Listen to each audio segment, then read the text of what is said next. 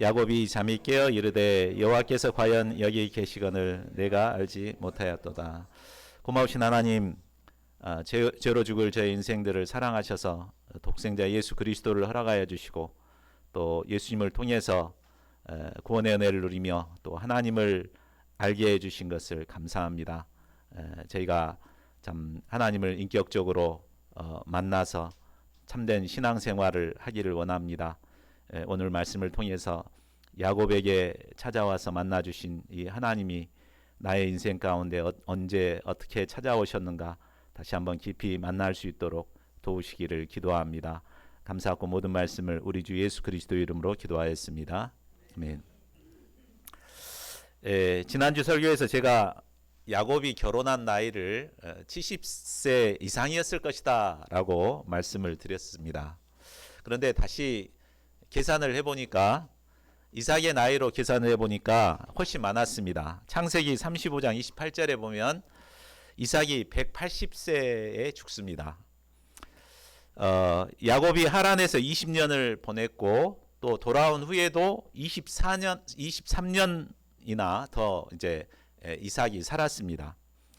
그러니까 이제 180세에서 43년을 빼면은 야곱을 떠나보냈던 나이가 137세입니다. 그리고 이제 이삭이 야곱과 에서를 낳았던 나이가 60세죠. 이것을 60세를 빼면 이때의 나이가 77세가 됩니다. 그리고 7년 뒤에 또 결혼을 하니까 84세에 결혼을 하게 되었습니다. 그때 당시에는 이제 오늘날보다 배나 더 오래 살았기 때문에 오늘날로 한다면은 한 40대 중후반 뭐 이 정도 나이가 되지 않을까 싶습니다. 자, 야곱은 그 나이가 되도록 부모님 슬하에서 마마보이로 살고 있었습니다. 이런 그가 하나님의 구속 역사를 섬기는 복된 삶을 살기 위해서는 이제 부모를 떠나 하나님의 축복을 담을 만한 그릇으로 빚어져야 했습니다. 이를 위해 하나님께서는 야곱을 광야로 내모십니다. 그리고 가장 절망적인 상황에 있는 야곱을 찾아오시고 그를 만나 주십니다.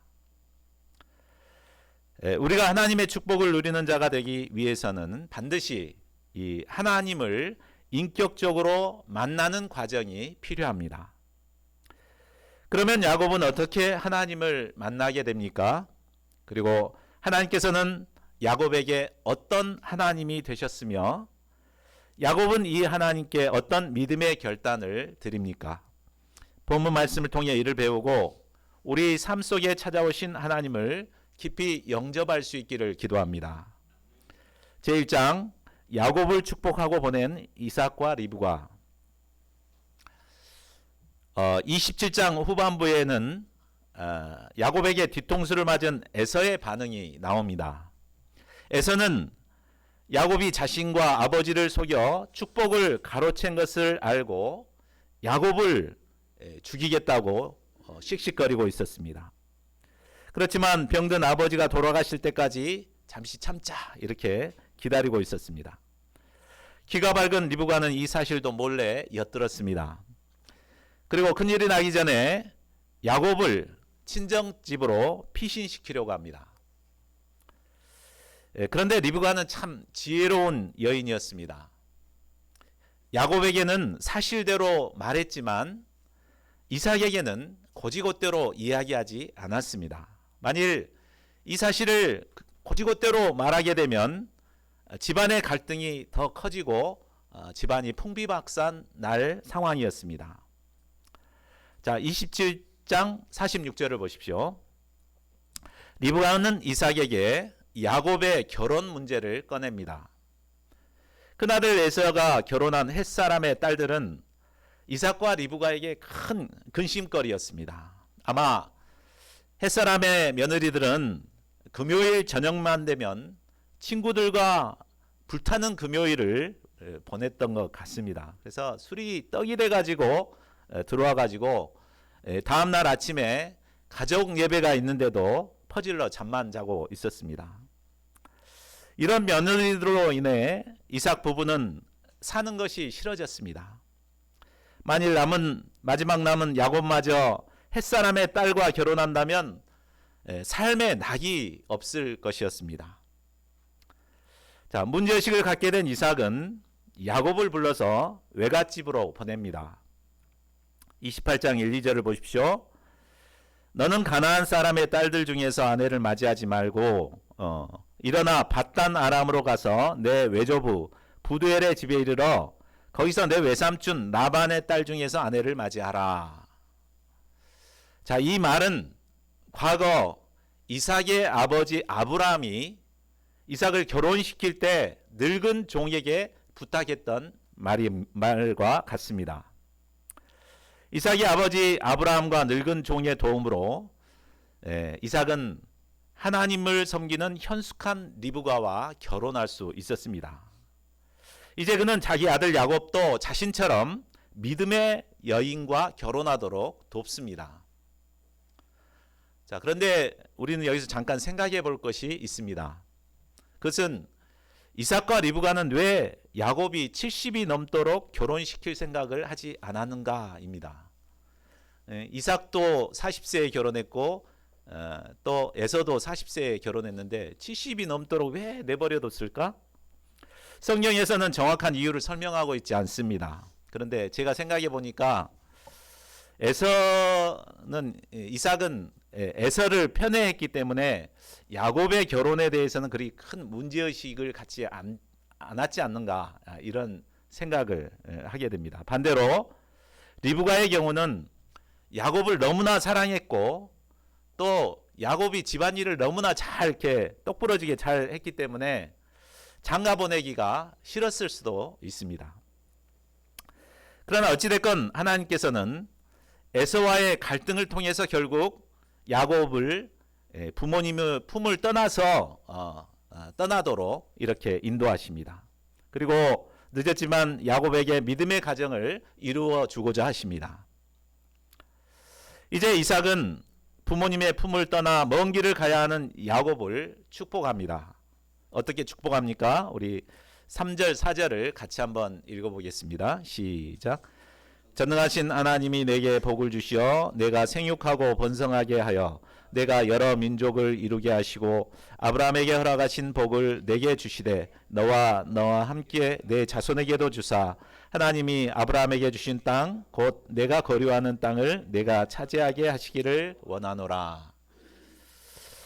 자, 먼 길을 떠나는 사람에게 가장 필요한 것은 어떤 노잣돈이나 그를 도와줄 사람들일 것입니다. 그러나 이삭은 자신의 인생을 통해서 돈이나 사람이 중요한 것이 아니라 하나님이 축복하는 것이 중요함을 깨달았습니다.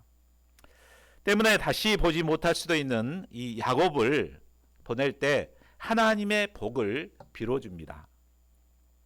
그는 먼저 하나님께서 야곱을 생육하고 번성하여 여러 민족을 낳게 하시라고 축복합니다. 또한 아브라함에게 주신 복을 야곱의 자손들에게도 주셔서 아브라함에게 주신 이 땅을 차지하게 해달라고 기도합니다. 이삭은 이 기도를 통해 야곱을 아브라함의 축복을 이어갈 3대 계승자로 공식적으로 선언하였습니다.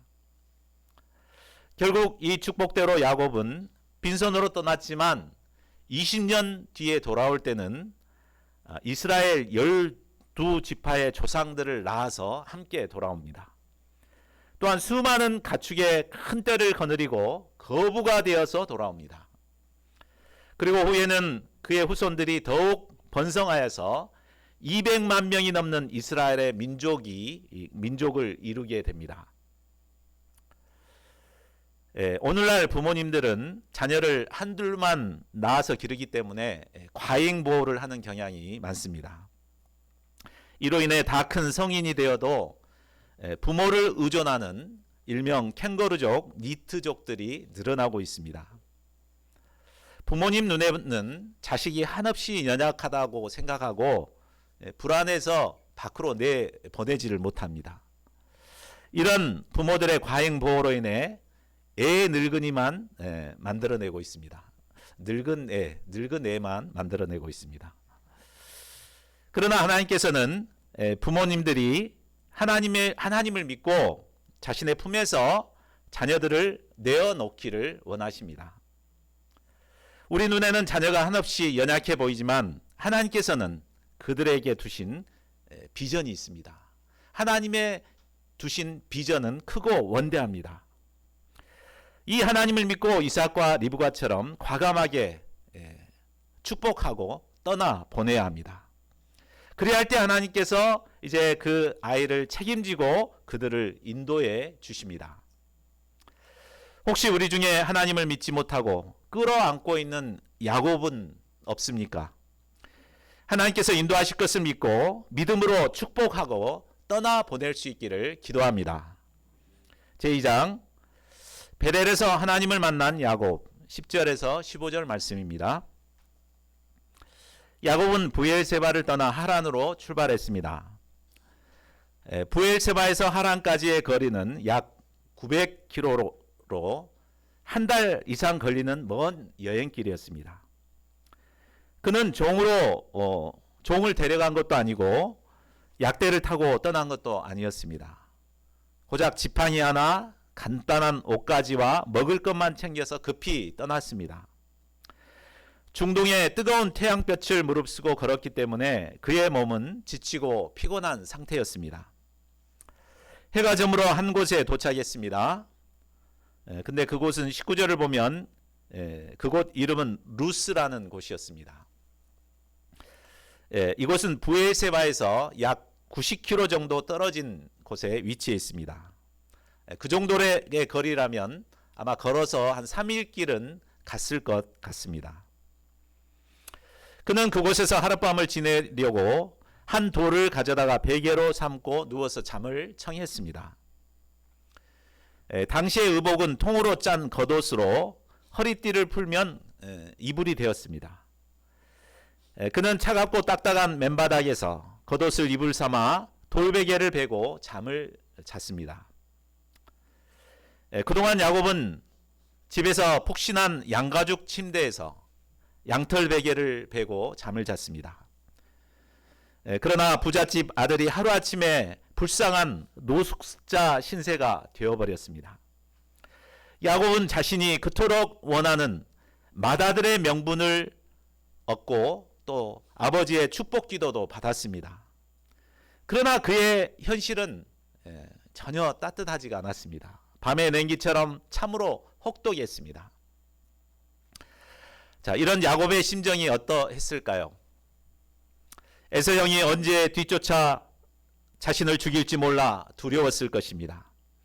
긴 여행 중에 강도를 만나지는 않을지, 굶주린 늑대 때의 습격을 받지는 않을지 두려웠습니다. 앞으로 살아갈 일도 막막했습니다. 따뜻한 집과 어머니의 품이 그리웠을 것입니다. 야곱은 평생 처음 혼자가 되어 칠흑같이 어두운 밤을 지새우고 있었습니다. 그런데 깜빡 잠이 든 야곱에게 놀라운 환상이 보였습니다. 12절을 보십시오. 꿈에 사닥다리가 보였는데 그것은 땅에서부터 그 꼭대기가 높은 하늘에 닿아 있었습니다. 그리고 하나님의 천사들이 그 위를 오르락 내리락 하면서 일을 하고 있었습니다. 읽고 하늘에서 큰 음성이 들려옵니다. 나는 여호와니 너의 조부 아브라함의 하나님이요 이삭의 하나님이라. 하나님께서는 야곱의 꿈을 통해 그에게 찾아와 주셨습니다. 그러면 하나님께서 이 환상을 통해 야곱에게 가르쳐 주신 메시지는 무엇입니까? 첫째로 하나님께서는 야곱을 인격적으로 만나 주셨습니다. 그동안 야곱은 할아버지 아브라함을 통해 그리고 아버지 어머니를 통해 수없이 하나님에 대해서 들어왔습니다. 이를 통해 하나님에 대해 어렴풋이나마 믿음을 가질 수 있었습니다. 그러나 개인적으로 하나님을 체험해 본 적이 없기 때문에 이 하나님의 존재는 막연하고 자신과는 멀리 동떨어져 있는 분처럼 여겨졌습니다. 자, 이런 문제는 모태신자들이 주로 겪는 문제이기도 합니다.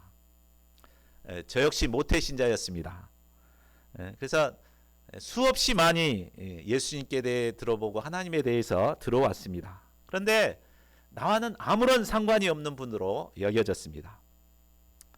자, 이런 사람에게, 이런 자에게 정말 필요한 것이 무엇입니까?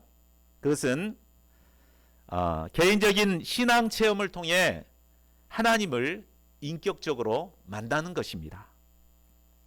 하나님을 만나야 하나님께 대한 믿음이 생기고 하나님과 바른 관계성 속에서 자립적인 신앙을 가질 수 있습니다. 하나님을 인격적으로 만나기 위해서는 무엇이 필요할까요? 야곱이 부모의 품을 떠나 광야에 홀로 섰듯이 무리 신앙에서 떠나 하나님 앞에서 단독자로 서야 합니다. 그런 다음에는 자신의 인생에 대한 깊은 문제의식과 절박한 심정으로 하나님을 찾아야 합니다. 이때 하나님께서는 우리를 찾아와 주시고 만나 주십니다. 하나님을 인격적으로 만난 사람들은 대부분 광야와 같은 절박한 상황에서 하나님을 찾고 만난 사람들입니다. 제가 예수님을 인격적으로 만나게 된 것도 절박한 상황에서 간절히 하나님을 찾았기 때문에 만날 수 있었습니다. 저뿐만 아니라 여기 계시는 대부분이 광야와 같은 절박한 상황에서 하나님을 간절히 찾았다가 만난 분들입니다. 혹시 아직 나의 하나님을 인격적으로 만나지 못한 분은 혹시 없습니까? 하나님 앞에 단독자로 나아가 절박한 심령으로 하나님을 찾을 수 있기를 기도합니다. 이를 통해 하나님을 인격적으로 만나는 저희 모두가 되기를 기도합니다. 둘째로, 하나님은 사닥다리 환상을 통해 계속해서 야곱과 함께하고 있었음을 알려주십니다. 야곱은 지금까지 하나님은 멀리 하늘나라에서만 계신 분으로 생각했습니다. 그러나 사닥다리 환상을 통해 하나님을 만난 후에 그는 하나님이 멀리 계신 분이 아니라 현재 나의 삶 속에서 천사들을 통해서 역사하시는 분이심을 깨달을 수 있었습니다. 야곱이 꿈에 본 하늘에 닿아 있는 사닥다리는 야곱이 있는 땅과 하늘에 계신 하나님과 연결이 되어 있습니다. 이는 마치 하나님과 야곱을 있게 해주는 엘리베이터와 같았습니다. 하나님이 언제든지 야곱에게 오실 수도 있고 또 야곱 또한 언제든지 하나님께 갈 수 있는 길이 연결되어 있는 것입니다. 그 사이를 하나님의 천사가 부지런히 오르락내리락 하며 야곱을 살피고 또 하나님의 뜻을 이루어가고 있었습니다. 자, 우리가 이것을 알아야 합니다. 그래야 할 때 우리는 어떤 황량한 광야에 홀로 서 있더라도 외롭지 않습니다. 나와 함께 하시는 하나님을 믿고 어떤 어려움도 능히 이겨낼 수 있습니다. 셋째로, 하나님께서 야곱에게 약속하신 말씀을 주셨습니다. 약속의 말씀을 주셨습니다. 절망적인 상황에 있는 야곱을 찾아오신 하나님께서 그에게 약속의 말씀을 주십니다. 그 약속의 말씀을 우리 같이 한번 읽어볼까요? 13절 하반절에서 15절까지입니다. 시작. 내가 누워있는 땅을 내가 너와 내 자손에게 주리니 내 자손이 땅에 티끌같이 되어 내가 서쪽과 동쪽과 북쪽과 남쪽으로 퍼져갈지며 땅의 모든 족속이 너와 내 자손으로 말미암아 복을 받으리라. 내가 너와 함께 있어 내가 어디로 가든지 너를 지키며 너를 이끌어 이 땅으로 돌아오게 할지라. 내가 내게 허락한 것을 다 이루기까지 너를 떠나지 아니하리라. 하나님께서는 야곱이 누워있는 이 땅을 그와 그의 자손들에게 주겠다고 약속하십니다. 또한 그의 자손들은 동서남북으로 퍼져나가게 되고 땅의 모든 족속이 야곱과 그의 자손으로 말미암아 복을 받게 된다고 하십니다.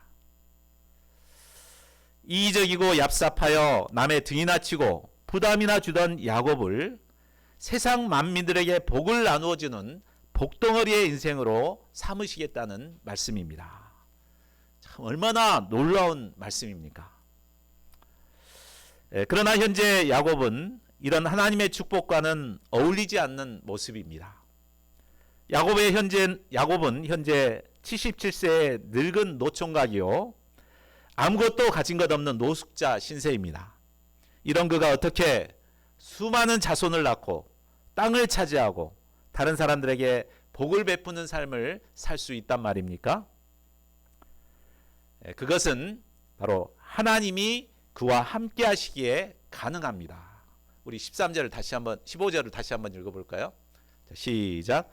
내가 너와 함께 있어 내가 어디로 가든지 너를 지키며 너를 이끌어 이 땅으로 돌아오게 할지니라. 내가 네게 허락한 것을 다 이루기까지 너를 떠나지 아니하리라. 야곱은 연약합니다. 그러나 하나님께서 그와 함께 하시고 그를 지켜주십니다. 이 때문에 하나님께서 야곱에게 약속하신 이 모든 말씀을 그대로 이룰 수 있습니다. 현재 야곱 곁에는 아무도 없습니다. 또한 야곱이 앞으로 살아가면서 어떤 어려움을 만날지 알 수 없습니다. 그러나 하나님께서 그와 함께 하시면 아무런 문제가 없습니다. 하나님께서 그가 어디로 가든지 또 어떤 어려움을 만나든지 그를 지켜 보호해 주시기 때문입니다. 하나님께서 그와 함께 하실 때 그를 다시 이끌어 약속의 땅으로 돌아오게 하십니다. 땅에 티끌과 같은 많은 자손을 주시고 복덩어리의 인생을 살게 하십니다. 하나님께서는 이 약속대로 홀로 된 야곱과 늘 함께 하셨습니다.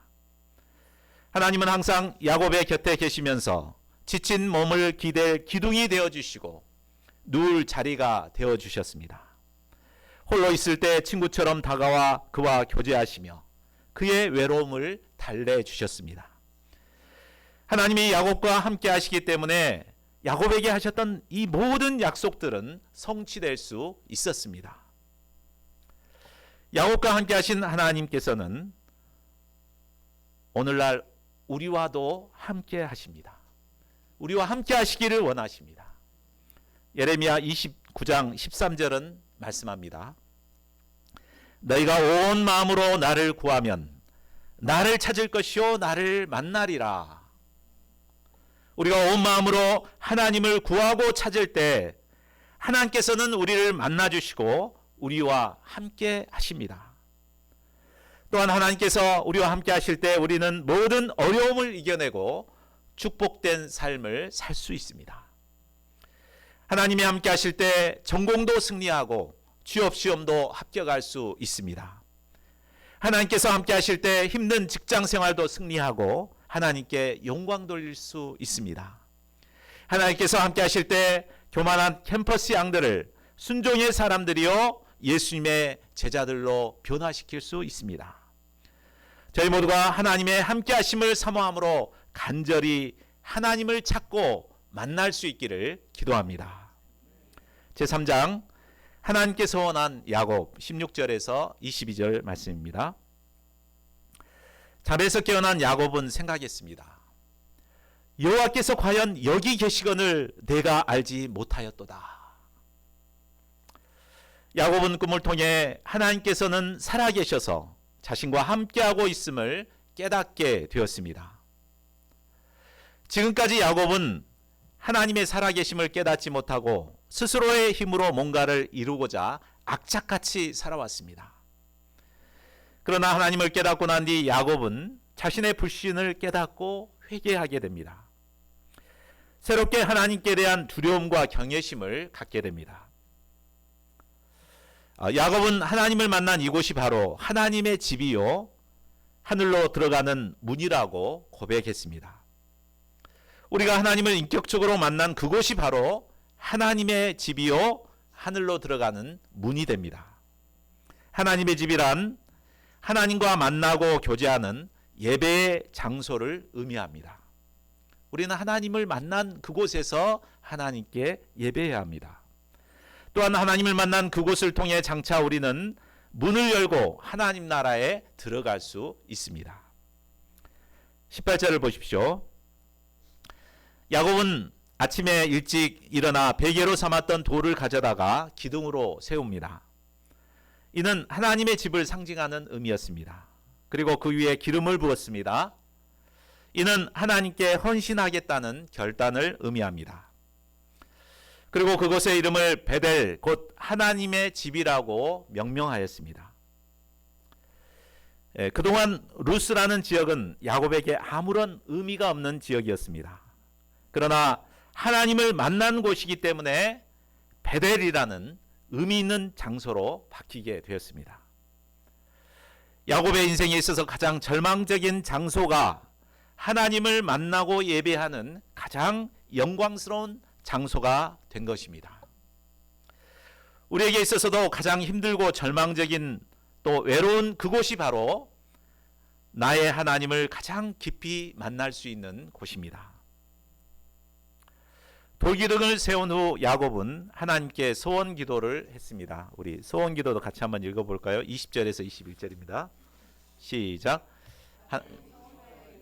하나님이 나와 함께 계셔서 내가 가는 이 길에서 나를 지키시고 먹을 것과 입을 옷을 주시어 내가 평안히 아버지 집으로 돌아오게 하시면 여호와께서 나의 하나님이 되실 것이요 내가 기둥으로 세운 이 돌이 하나님의 집이 될 것이요 하나님께서 내게 주신 모든 것에서 10분의 1을 내가 반드시 하나님께 드리겠나이다. 야곱은 하나님이 약속하신 말씀의 기초에서 소원 기도를 합니다. 하나님이 약속하신 대로 정말 나와 함께 하셔서 나를 지키시고 다시 평안히 돌아오게 하신다면 하나님은 나의 하나님이 되어주셔서 내가 이곳에서 하나님을 예배하고 하나님께서 주신 것에서 11조를 하나님께 드리겠습니다. 이렇게 소원 기도를 합니다. 이 말은 쉽게 말하면 어떤 말입니까? 하나님 하는 거 봐가지고 해주시면 내가 이렇게 해주겠습니다. 이렇게 대답한 것입니다. 참 너무 이기적인 것 같습니다. 그러나 이 소원은 현재 야곱의 신앙 수준의 기초에서 아주 솔직하고 진실한 소원이었습니다. 사실 지금까지 야곱은 움켜잡기 위해 살았던 삶이었습니다. 그러나 이런 야곱이 10분의 1을 뚝 떼어 가지고 하나님께 드린다고 소원하는 것은 참으로 놀라운 결단이었습니다. 우리가 11조 신앙 갖는다는 거 이게 쉽지 않습니다. 자기의 소득에서 11조를 뚝 떼어 가지고 하나님께 드린다. 이건 정말 엄청난 변화요 성장입니다. 참 그러니까 자기가 할 수 있는 최대한의 믿음의 결단을 드린 것입니다. 하나님께서는 겉만 번지르르한 결단보다 비록 초라해 보이더라도 진실한 마음과 믿음의 기초에서 하나님께 결단한 그 소원을 기뻐하십니다.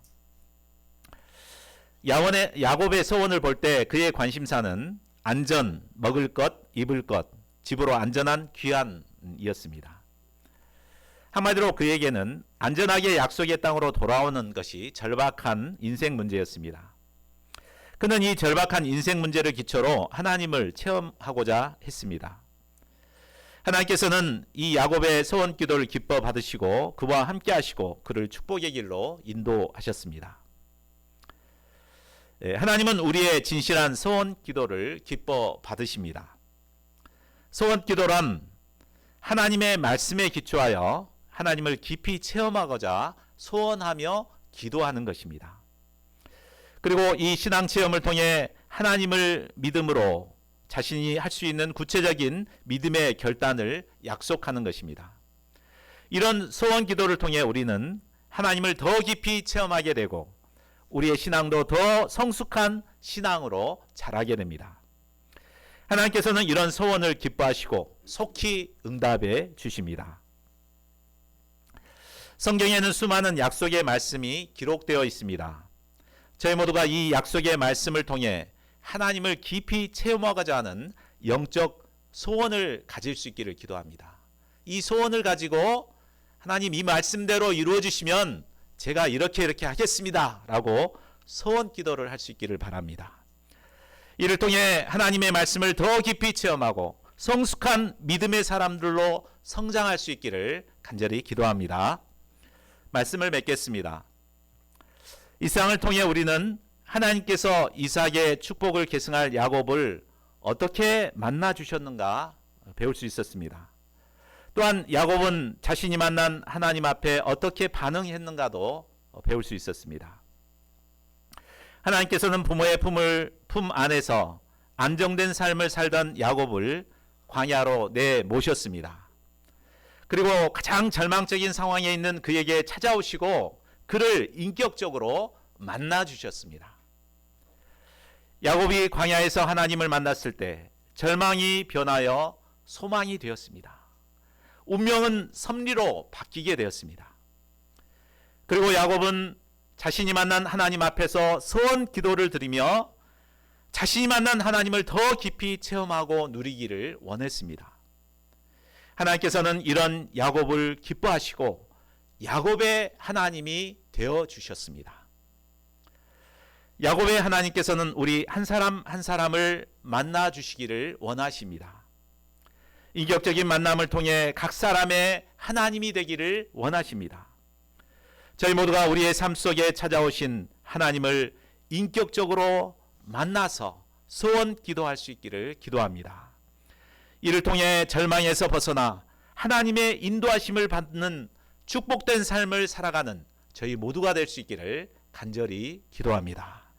우리 요절 말씀 읽고 함께 기도하는 시간을 갖겠습니다.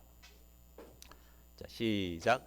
야곱이 잠이 깨어 이르되 여호와께서 과연 여기 계시거늘 내가 알지 못하였도다.